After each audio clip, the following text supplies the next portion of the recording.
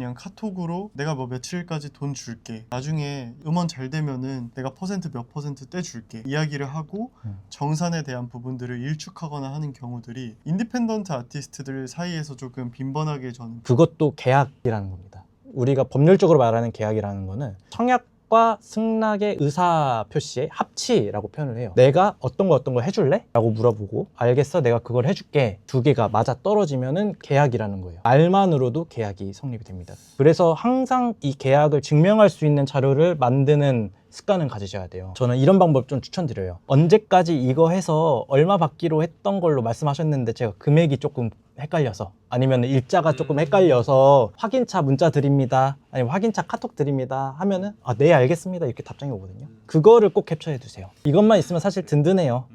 저도 변호사로서 소송 수행하는 입장에서 그거 한마디 있으면 이겼다 싶어요. 한국음악 프로듀서 협회 협회장 서민수입니다. 오늘은 프로듀서가 아니라 아주 좀 특별한 게스트분을 모셨는데, 저희 협회를 처음에 만든다라고 포스팅이 됐을 때 직접 이렇게 연락을 주셔서 저희 협회를 많이 도와주고 계신 최우준 변호사님 모셨습니다. 너무 반갑습니다.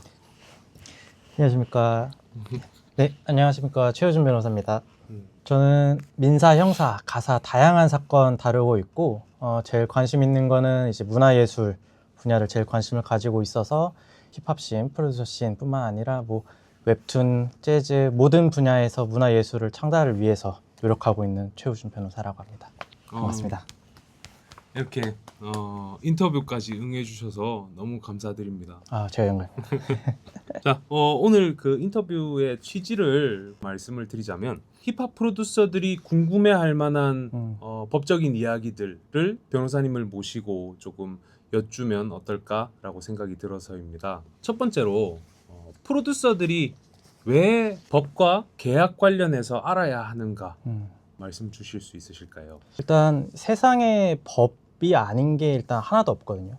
하나도 없는데 우리가 열정만 생각을 하다 보면은 이 법이라는 걸 잊고 살 때가 굉장히 많아요. 특히 이제 문화예술 같은 경우에는 처음에 도전자 위치에 있을 때 기회가 굉장히 간절하고, 그래서 나의 권리보다는 한 번 더 내 이름이 알려지는 거를 선택을 하다 보니까 권리를 주장하지 않으면서 어떤 작업에 참여하는 경우가 왕왕 있거든요.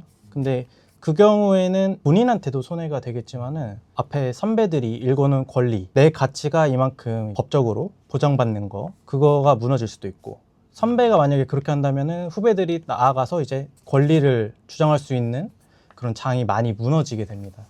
그리고 무엇보다도 내가 만든 창작물인데 나는 아무것도 못 받고 남만 배불리는 꼴이 될 수가 있어요. 간혹 가다 보면은. 물론 법을 안다고 이게 다 완비가 되지는 않겠지만은 최소한 이 정도는 알고, 그리고 우리가 대비를 해야지 내 권리를 지킬 수 있다, 그리고 우리 씬을 지킬 수 있다 라는 생각이 들어서 프로듀서님들도 법은 꼭 알아두셨으면 좋겠습니다. 오늘 인터뷰 내용이 프로듀서 분들, 그리고 또 프로듀서 분들이 아니더라도 음악을 하시는 분들한테 큰 도움이 됐으면 좋겠고, 나와주셔서 너무 감사드립니다. 노력하겠습니다. 이제 가장 첫 번째 질문을 드릴 텐데, 모탈 PD님이 변호사님께 직접 질문을 드리도록 하겠습니다. 안녕하십니까, 프로듀서 모탈이라고 합니다. 반갑습니다. 일단 제가 협회장님과 함께 인터뷰에 출연을 하게 되었을 때 이제 아무래도 조금 더 현업에서 활동을 하고 있는 프로듀서의 입장에서 변호사님께 조금 법적인 부분들에 대해서 여쭤보고 싶은 부분들이 아마 보시는 분들의 입장을 조금 더 원활히 대변해 줄 수 있을 것 같아서 이제 출연을 하게 되었습니다. 그래서 우선적으로 힙합이라는 장르의 고유한 특성상 샘플링이라는 작법을 사실 배제하고 생각을 할 수가 없는데, 샘플링이라는 작법이 사실 원본 저작물을 재가공해서 새로운 저작물로 이제 만들어내는 형태이다 보니까 그런 부분들에 관련해서 클리어런스 관련된 부분들이 사실 업계 속설들로 이렇게 하면 된다라고 규정되어 있는 것처럼 느껴지는 것들이 많은데 사실은 그렇지 않은 경우들이 많다고 느껴지거든요. 그래서 샘플링을 하게 되면 실제로 이제 곡을 발매하기까지의 과정에서 클리어런스를 합법적으로 거쳐야 되는 과정이 어떻게 되는지 좀 세세히 여쭙고 싶습니다. 네. 포괄적이기도 하고 또 이제 샘플링에 대해서 잘 모르시는 분도 계시니까 하나씩 조금 짚고 넘어갈게요. 샘플링이라고 한다는 거는 이제 아까 말씀해 주셨지만 원 저작물이 있는데 그 원 저작물을 기준으로 이걸 재가공해서 새로운 창작물을 만드는 행위를 말하겠죠. 그리고 이거를 적법하게 만드는 과정을 클리어런스라고 이제 보시면 됩니다. 무엇이 샘플링이냐는 곧 무엇이 표절이 아니냐와 똑같은 의미가 좀 될 수가 있어요. 무엇이 적법하고 무엇이 적법하지 않느냐. 그 기준은 창작성 있는 부분에 대해서 가공이 됐느냐. 만약에 창작성 있는 부분이라고 하면은 거기에 대해서 이용 허락을 제대로 받았느냐. 이게 되겠죠. 저작권법에서 이제 보호하고 있는 창작물이라고 하면은 인간의 사상 또는 감정을 표현한 창작물이라고 말하고, 특히 음악 저작물 장르에 있어서는 이제 가락, 화성, 리듬, 가락이라고 하면 멜로디라고 하죠. 이거를 보호한다. 전체적인 걸 보호하지만 부분적인 것도 우리가 보호를 하거든요. 예전에는 그대로 써도 문제가 없었으나 지금은 허락을 꼭 받아야 된다. 그 쉽게 생각을 하면은 요새 씬에서도 많이 사용되고 있는 곡을 한번 예시를 들어볼까요? 그 그루브 이름 맞나요? 예, 그 그루비님들께서 좀 샘플링 작법을 많이 사용하시는데 Yes or No라는 곡이 있었어요. 예전에 그게 브라운 아이드 걸스 곡을 샘플링해서 만든 곡이었는데 저는 그 곡을 1초만 들어도 어디서 따왔구나라는 거를 인식을 할 수 있었거든요. 힙합 씬이 아니더라도 이제 K-팝 씬에 가면은 뭐 아이브 같은 경우에도 뭐그 1초만 들어도 이거 어디서 가져왔다라는 걸 알 수가 있었어요. 이런 정도가 되면은 무조건 클리어런스를 거쳐야 된다. 아리까리하다 싶으면은 무조건 클리어런스를 거치는 게 맞습니다. 그렇다고 하면은 이제 업계 속설로 뭐 예를 들어서 3초 이하면 샘플 클리어를 하지 않아도 된다. 뭐 드럼만 떼우는 거는 샘플 클리어를 안 해도 된다. 그런 속설들이 와전이 되는 경우들이 전 좀 많다고 느끼는데, 샘플 클리어를 받아야 되는 기준을 더욱 명확하게 명시할 수 있는 혹시 방법이 있을지 여쭙고 싶습니다. 아까 일단 말씀드렸던 것처럼 법적으로 말하면은 창작성 있는 부분을 사용할 때는 클리어런스를 꼭 해야 돼요. 기준을 어디로 잡아야 되느냐? 뭔가 들어봤다 싶으면은 어떻게든 클리어런스를 거쳐야 됩니다. 예시를 한번 들어보자면은 프로듀서 겸 작곡가, 제가 사례를 말씀드리면은 굳이 이름을 몰라도 아실 거예요. 그분이 어떤 곡을 냈는데 어떤 일본의 피아노 아티스트의 곡과 굉장히 비슷하고 그 흐름도 비슷하고 특유의 가락이 있었어요. 법적으로 봤을 때 이게 표절이냐, 그게 클리어런스를 꼭 거쳐야 됐냐? 라고 생각하면은 좀 애매한 위치에 있었어요. 안 받아도 괜찮았고 받으면 더 좋았겠다라는 위치에 있었어요. 그리고 원작자가 그거 표절 아니야, 표절이어도 난 괜찮아 라고 얘기한다 한들 여론이 괜찮아지지가 않아요. 뒤집을 수가 없어요. 오명을 쓰게 되고 망가지게 됩니다. 지금 그래서 제가 존경하는 분인데도 잘 못 나오고 계세요. 그러면 여기서 얻을 수 있는 교훈, 뭔가 아리까리하다 싶으면은 무조건 그 원본을 찾아서 클리어런스를 거치는 게 좋다 입니다. 변호사님 말씀을 들으니까 정말 쉽지 않겠다라는 생각이 많이 드는데요. 힙합 프로듀서들 기준에서 샘플링하면 기발매된 곡의 일부를 이제 사운드를 그대로 가지고 와서 변형시키고 음악적인 요소로 활용을 하는 거를 보통 저희는 샘플링이라고 생각을 하는데, 지금 변호사님께서 말씀 주신 부분은 조금 더 포괄적으로 바라보시는 거네요. 멜로디나 이런 것들에 대해서.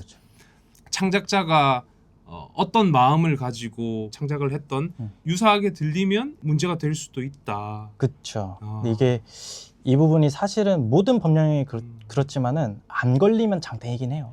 모든 게 그렇습니다. 위법행위 한다고 해서 우리가 누가 문제 제기하지 않고 걸리지 않으면은 사실 문제가 아무것도 없는 거거든요. 근데 누군가 문제 제기를 했으면은 그거는 크게 번질 가능성이 있어요. 근데 우리는 이제 음악을 하는 사람이고 씬을 이제 갖고 나가는 사람으로서 그거를 미리 예방할 필요는 있겠다. 미필적 고의라는 얘기가 있잖아요. 그게 인식은 내가 못했어도 그래도 상관없어 라는 게 미필적 고의거든요. 적어도 과실, 그러니까 내가 모르고 했어는 되더라도 미필적 고의는 되지 말자라는 의미로 이해해 주시면 될 것 같습니다.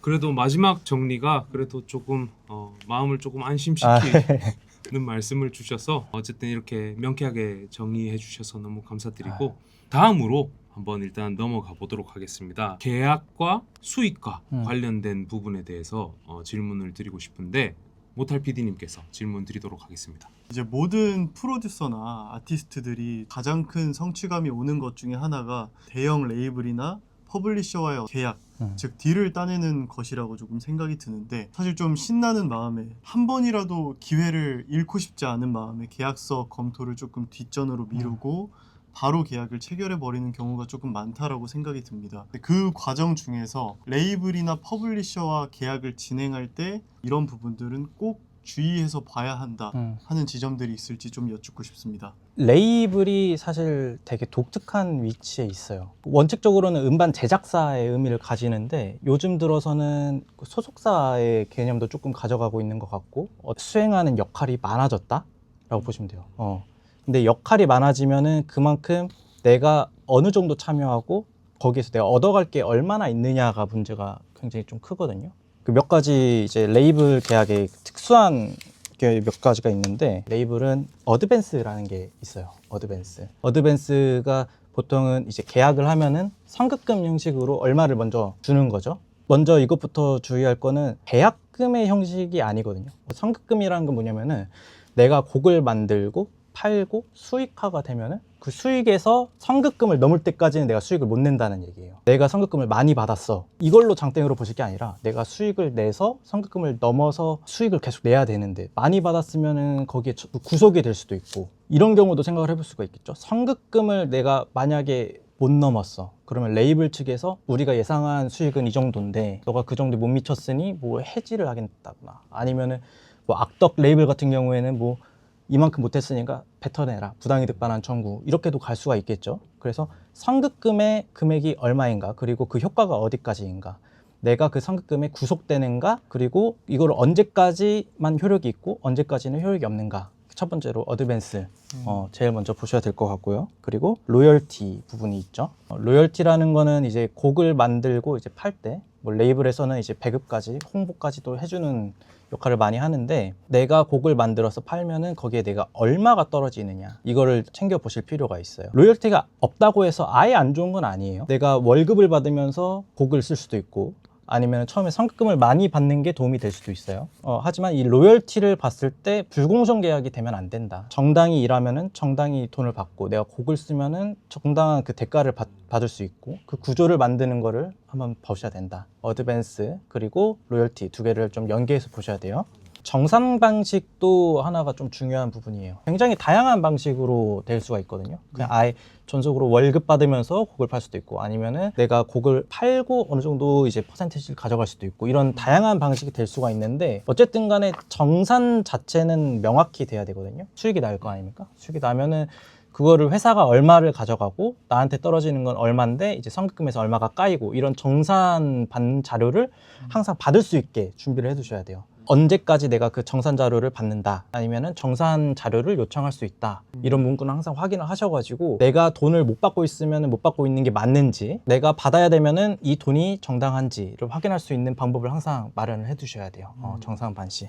그래서 이 정도 세 가지 했고, 마지막으로 옵션이 있는데, 옵션 같은 경우에는 그 계약마다 굉장히 다르게 적용이 될 수가 있어요. 법률 용어로는 특약이라고 하죠. 원래 계약서는 약관 형식을 띠고, 특약은 약관과 다른 둘만 가지는 계약서의 형식을 특약이라고 합니다. 약관이라고 하면은 부동문자로 우리가 계약서를 미리 뽑아 놓잖아요. 그러면 이걸 많이 변경을 할 수 없어요, 사실. 특약은 그거랑 벗어나게 둘만이서 정하는 거니까 특약이 가장 우선해서 적용이 됩니다. 계약서가 그 다음이고, 그 다음이 이제 민법 같은 일반 법 원칙이 들어가요.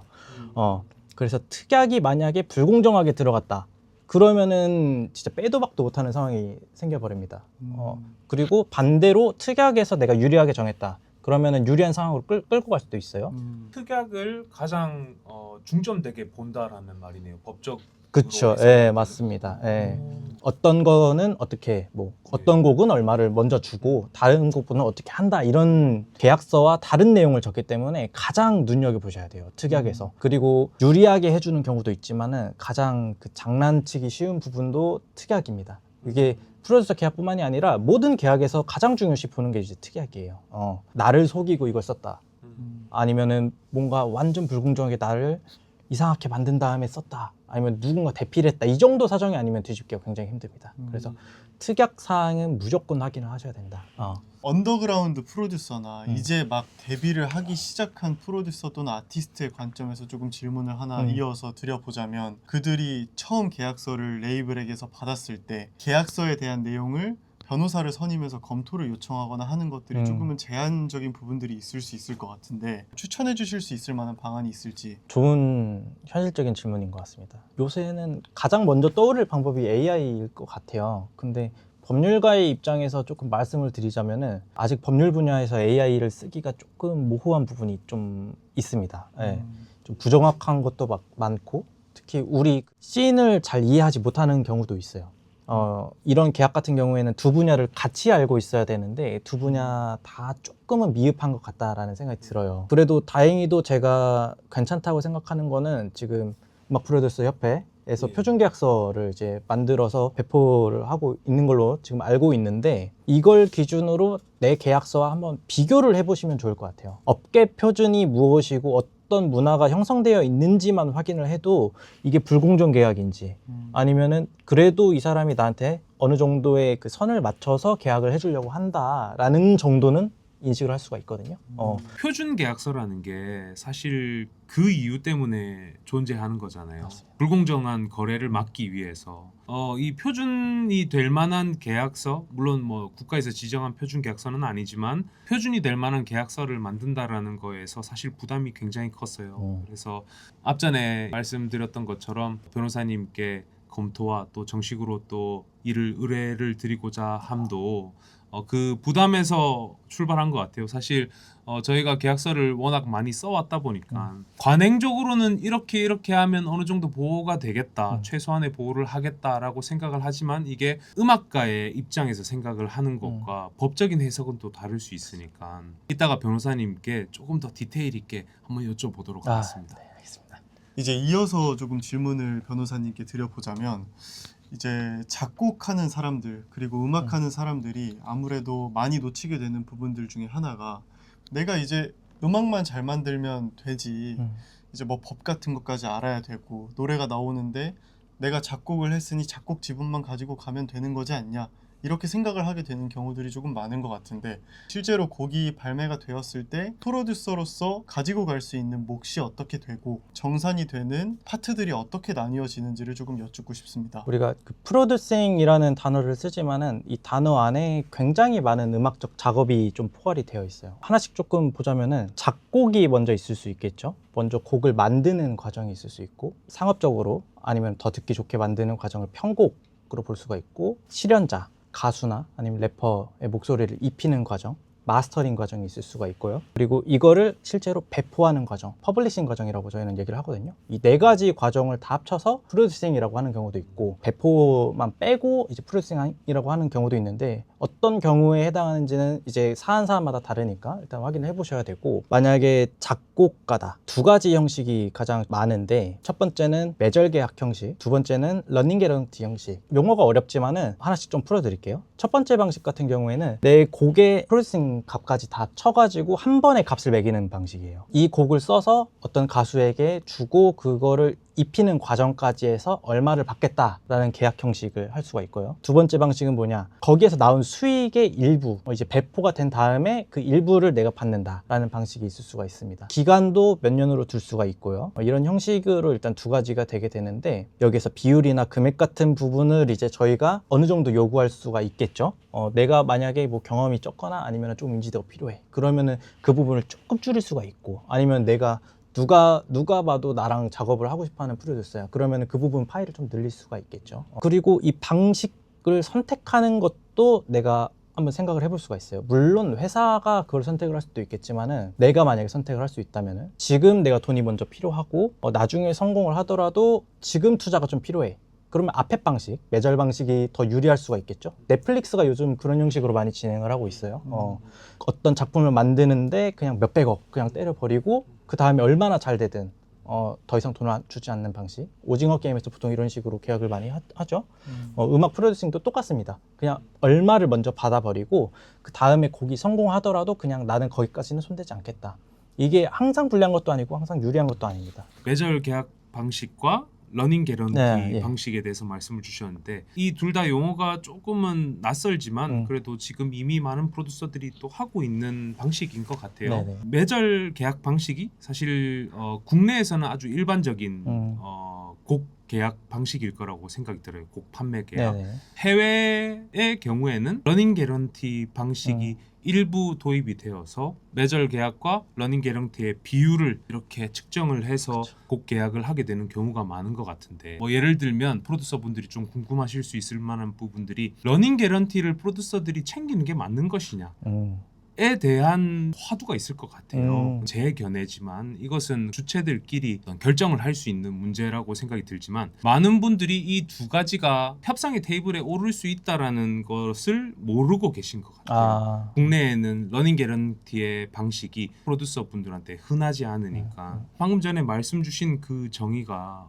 프로듀서 분들한테 또 너무 도움이 많이 될 것 같고 이런 것들이 있다 정도를 알고 가시면 오늘 이 영상에서 얻을 수 있는 것을 또 다 얻으신 게 아닐까 또 이런 생각이 드는 것 같습니다. 너무 감사드립니다. 양측 입장에서 모두 좀 도움되는 방식이에요. 드레이크의 곡에 참여를 했다라고 쳤을 때 과연 드레이크가 러닝 개런티를 안 주겠다라고 해서 이게 나한테 손해인 것이냐 혹은 러닝 개런티로 아주 소량만 주겠다고 해서 이게 손해인 것이냐 단적으로 이렇게 예를 들어보면 사실 어떤 방식으로든 아주 큰 이득이 될 거라고 저는 생각을 하거든요. 뭐 어떻게든 뭐 수익 정산이 되는 것만 생각을 해보면 방금 전에 변호사님 말씀하신 것처럼 맞고 틀린 것도 없고 그리고 또 서로에게 또 도움이 되는 방식으로 조율해 나가는 과정이 중요할 것 같다 그런 생각이 드는 것 같습니다. 이제 다음으로 넘어가서 업계의 관행과 한국의 환경에 대해서 말씀을 드리려고 하는데 모탈 PD님께서 질문하도록 하겠습니다. 첫 번째로 작업을 하다 보면 사실 구두로서 또는 그냥 카톡으로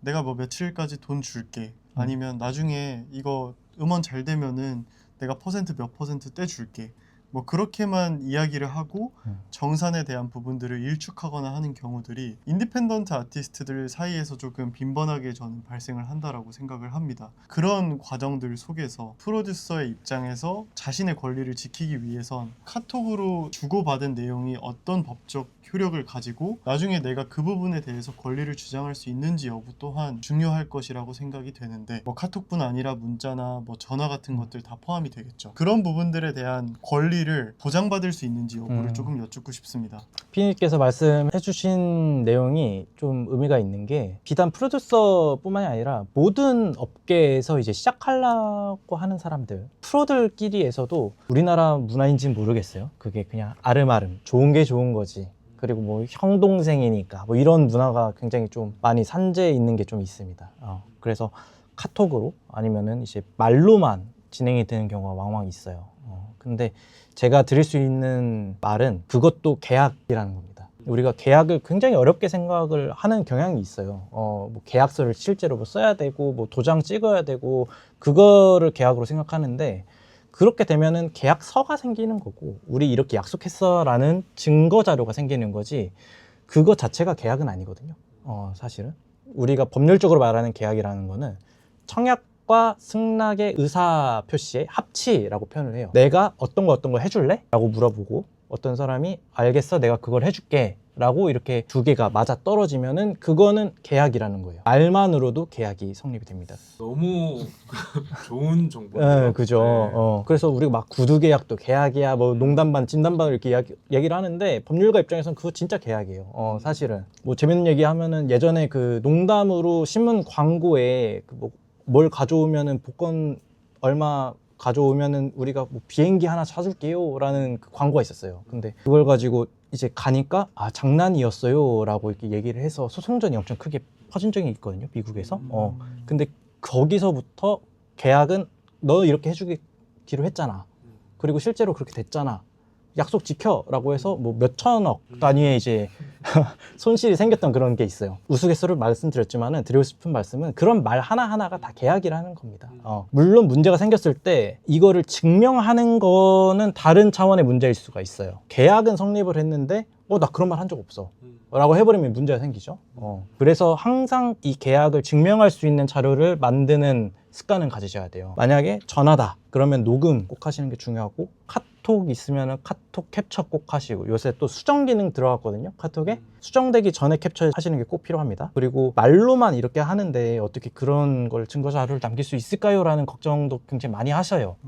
비단 여기뿐만 아니고 그 공연하시는 분들도 이런 경우가 많은데, 저는 이런 방법 좀 추천드려요. 조금 어리버리 작전을 쓰자. 우리 언제까지 이거 해서 얼마 받기로 했던 걸로 말씀하셨는데 제가 금액이 조금 헷갈려서, 아니면 일자가 조금 헷갈려서 확인차 문자 드립니다, 아니면 확인차 카톡 드립니다 하면은 네 알겠습니다 이렇게 답장이 오거든요. 그거를 꼭 캡처해 두세요. 이것만 있으면 사실 든든해요.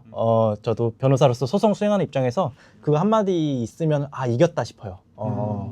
이걸 꼭 활용하시길 바랍니다. 정말 뼈가 되고 살이 되는 조언이었던 것 같습니다. 현실적으로 쓸 수 있는 부분인 것 같기도 하고, 이제 이어서 질문을 조금 드리자면, 프로듀서들이 업계에서 활동을 할 때, 특히 이제 힙합이나 케이팝 업계에서 활동을 할 때 자주 맞이하게 되는 분쟁 포인트들이 있을 수 있을 것 같은데, 그런 부분들을 변호사님께서 미리 조금 짚어주실 수 있다면. 몇 가지 유형화가 많이 좀 된 것 같아요. 특히 문제가 되는 부분이. 그중 가장 핵심은 사실 정산 문제죠. 돈 문제.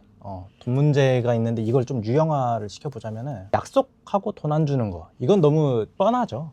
근데 가장 많은 유형이에요, 사실은. 언제까지 돈 줄게 이렇게 믿고 용역을 제공한 거죠. 저희는 뭐 노동력을 제공한다거나 아니면 곡을 준다던가 했는데 잠수 탄다거나, 이런 경우가 굉장히 많아요. 이런 경우 계약서 꼭 있으셔야 되고, 그렇게 해결을 일단 보셔야 되고, 두 번째는 이제 전속 계약이 요새 많이 문제가 되고 있어요. 프로듀서와 레이블 간의 전속 계약도 있고, 프로듀서가 이제 만든 레이블의 소속 아티스트와의 전속 계약 문제도 이제 생기고 있어요. 그 중에서도 가장 큰 문제는 사실 정산 문제예요. 거기에서도 정산 자료 주지 않을 때, 그리고 정산 제대로 하지 않을 때, 두 가지 문제가 있어요. 정산 자료는 너무 뻔한 거니까 좀 넘어가고, 정산의 문제가, 이건 조금 한번 생각을 해볼 필요가 있어요. 우리가 계약을 하게 되면은 회사도 가져갈 지분이 있어야 되고, 나도 돈을 벌어야 되잖아요. 선분배 후공제 방식이 있고 선공제 후분배 방식이 있어요. 좀 어렵죠? 비용이 발생해요. 우리가 곡을 만들어서 프로모를 하고 실제로 활동을 하게 되면은,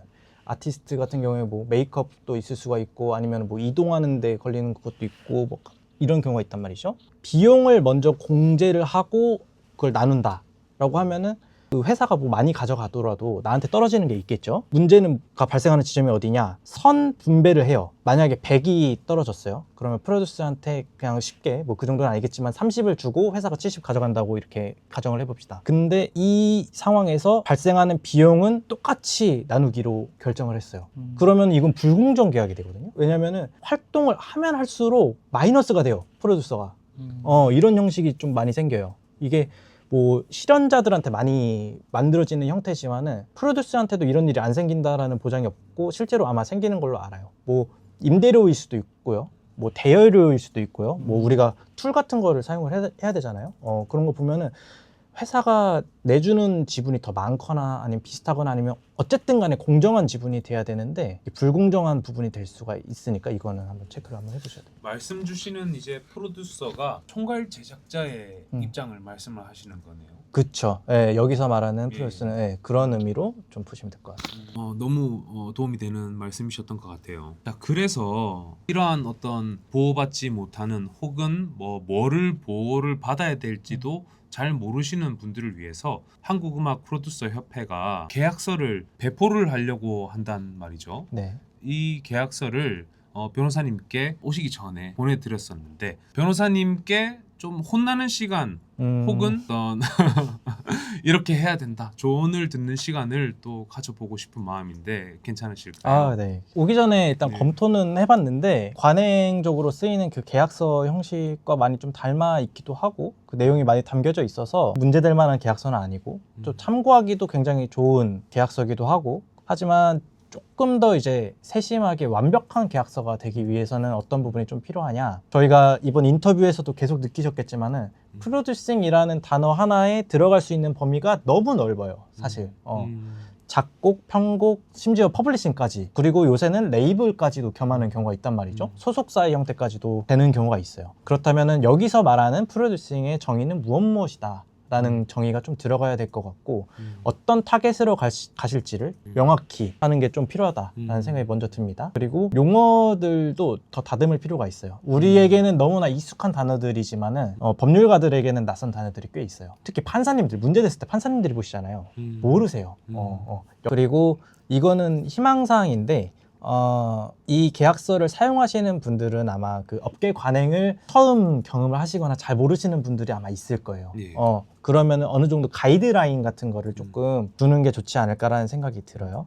보통 관행적으로 뭐 몇 년 차 프로듀서일 수도 있고 아니면 유명세가 뭐 될 수도 있고 이 정도를 받는다, 이걸 기준으로 업다운을 하셔라 정도의 이제 가이드라인 정도를 주면은 이제 실제로 계약하실 때 큰 도움이 되지 않을까라는 생각이 좀 가지고 있습니다. 방금 말씀 주신 부분들을 좀 공식적으로 검토를 좀 요청을 드리고 변호사님께서 저희 한국음악 프로듀서 협회에 직접적으로 관여를 해주신다면 보시는 시청자분들께도 든든함을 얻을 수 있으실 거라고 생각이 듭니다. 인터뷰가 끝나고 조금 더 대화를 나누도록 합시다. 네, 영광입니다. 감사드립니다. 자, 그러면 마무리 단계로 조금 넘어가 보려고 하는데 창작자들이 이거 조금 내가 너무 손해 보는 것 같은데 혹은 이거 조금 너무 나한테 큰 피해가 아닌가라는 생각이 들지만서도 사실상 나의 권리를 어떻게 지켜야 되는지도 모르고 변호사 사무실을 찾아간다라는 게 조금 너무 멀게 느껴질 수도 있을 것 같거든요. 그쵸. 그래서 이 정도의 상황에 처했으면 변호사를 찾아야 된다. 기준선을 하나를 정의를 해주시면 감사드리겠습니다. 이 부분이 어디를 가나 나오는 질문인데 참 말씀드리기가 애매한 부분이기도 해요. 이 부분에 대해서 제가 프로듀서님들의 입장에서 생각을 해봤을 때 어느 정도 수준에서 어떤 방법이 있을까를 하나씩 좀 짚어드리자면은, 만약에 뭔가 문제가 생겼다는 걸 인지를 하고 뭔가 해결 방식을 찾아야 될 것 같아요. 그러면은 전화 상담을 먼저 하세요. 그렇게 가격이 비싸지 않습니다. 요새 서비스들이 너무 잘 돼 있어서 부담 없이 한 20분 정도는 상담을 할 수가 있어요. 미리 자료 송부하시고 하시면은 더 양질의 상담을 받으실 수 있고, 만약에 찾기 힘들다 그러면은 저에게 찾아오시면은, 물론 이제 소정의 금액을 받겠지만은 제대로 한번 상담을 해드릴 수 있을 것 같고요. 거기에서 해결이 되면 가장 좋겠죠.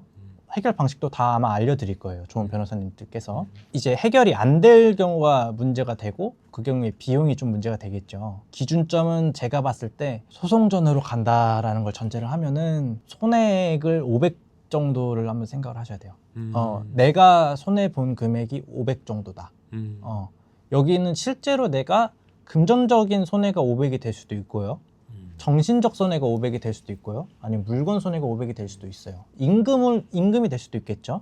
어떤 경우든 500이 되면은 변호사님을 찾아가서 소송을 한번 해보시렵니까? 한번 제안을 해보는 게 좋아 보여요. 근데 이 금액이 또 한 명에게 생기기에는 좀 어려운 금액일 수도 있어요. 보면은 한 곡이나 아니면은 이제 뭐 레이블 계약 같은 거를 생각을 해보면은, 그러면은 분명히 나에게 문제가 생겼으면은 나와 같은 당사자, 그 상대방에게 생긴 문제를 가진 다른 사람이 분명히 있어요. 내가 문제 있으면은 내 옆에 있는 사람도 분명히 뭔가 이상하다고 생각을 하고 있어요. 그 사람들을 모아서 500 정도. 그러면은 이게 부담도 많이 줄고 사실은, 그리고 이제 소송 수행하는 입장에서도 증거 자료가 훨씬 많거든요. 그렇게 되면은 좀 더 수월하게 해결을 볼 수가 있겠다. 이게 조금 좀 현실적인 방안인 것 같아요. 네. 정리를 하자면 첫 번째, 전화 상담은 문제가 생기면 꼭 하셔라. 그리고 금액을 봤을 때 500만 원 이상 내게 손해가 됐다라면은 이제 소송전을 준비를 하셔야 되는데, 혼자서 500이 안 된다면은 주변에 같은 당사자여야 돼요. 대신 그 막 이렇게 따로따로는 안 되고 같은 당사자를 향해서 500만 원 손해를 다 합쳐서 만들 수 있으면은 다 같이 변호사님을 찾아가면 될 것 같다. 라는 말씀을 좀 드립니다. 사실 저한테도 너무 도움이 되는 말씀이셨던 것 같습니다. 변호사님을 이렇게 모시고 이렇게 하는 이유가, 이 영상을 보시는 분들, 그리고 또 특히나 저희 한국음악 프로듀서 협회 회원분들이 조금 더 법과 조금 더 친해지고, 그리고 또 본인들의 권리를 지키는 것에 도움이 되고자 하는 것이기 때문에 저희가 한국음악 프로듀서 협회 디스코드 채널을 운영을 하고 있어요. 그래서 이 채널로 상담 요청이나 이런 것들을 열어놓고 여기에 올라오는 것들을 변호사님께 보내드린다든지, 카테고리 안에 변호사님의 명함이라든지 이런 것들을 조금 배치해놔도 괜찮을까요? 네네네. 좋습니다. 영광입니다. 아, 너무 든든합니다. 다음으로 넘어가서 변호사님께서 이렇게 한국음악 프로듀서 협회를 위한 도움을 주고 계신데 혹시 신인이나 현업 프로듀서 분들한테 하시고 싶은 말씀이 있으시다면 한마디 해주셔도 좋을 것 같습니다. 먼저 이제 새로 이 일을 시작하려는 프로듀서님들에게 말씀드리자면은 이제 열정과 그리고 우리가 하고자 하는 마음 충분히 다 이해하고 어떤 마음인지 다 알고 있습니다. 하지만 이제 선배님들이 다 읽어놓은 권리의 장이거든요. 그리고 이 서로의 권리를 지킬 때 이 씬이 더 아름다워지고 본인의 가치도 더 증명이 됩니다. 그렇기 때문에 불공정한 게 있다면 불공정하다고 얘기할 수 있는 것도 우리의 힘을 지키는 거고 그리고 더 나아가 우리 씬을 지키는 거니까 꼭 뭔가 불공정한 일이 있으면 당하고만 있지 마시고 아 나는 이제 시작이니까 라는 생각 가지지 마시고 한번 이제 선배님들의 도움을 구하시는 게 좀 좋을 것 같고 선배님들의 입장에서도 이제 후배님들 많이 도와주시면 좋을 것 같고 그리고 우리 씬이 더 건강해져야 우리 후배들 더 나아가 이제 힙합 씬, 프로듀서 씬, 더 나아가 우리나라 한국 문화 씬 자체가 건전해지는 거니까 이제 권리는 이제 다 주장을 한번 하고 그 대신에 우리가 지켜야 될 의무는 다 지키는 멋진 모습으로 나아갔으면 좋겠다 라는 생각을 하고 있습니다. 네. 최우준 변호사님 인터뷰를 이제 마무리를 짓도록 하겠습니다. 오늘 나와주셔서 너무 감사드리고 앞으로도 저희 한국음악 프로듀서 협회 발전을 위해서 더 도움을 요청을 또 드리도록 하겠습니다. 네, 얼마든지 아티스트로서 음악만을 잘하면 목표를 도달해낼 수 있을 거라고 믿는 열정과 어떤 야망 그리고 본질로만 승부를 보려고 하는 분들께 정말 큰 도움이 될 수 있는 부분이라고 생각이 듭니다. 오늘 말씀을 나누면서 저 또한 정말 많이 배우고 가게 된 것 같습니다. 앞으로도 잘 부탁드리며 오늘 정말 감사드립니다. 변호사님 너무 감사드립니다. 감사합니다. 영상 설명란에 한국음악 프로듀서 협회 디스코드 링크가 있으니까 많이들 들어오셔서 활동하시고 좋은 정보 많이 받아가시기 바랍니다. 감사합니다.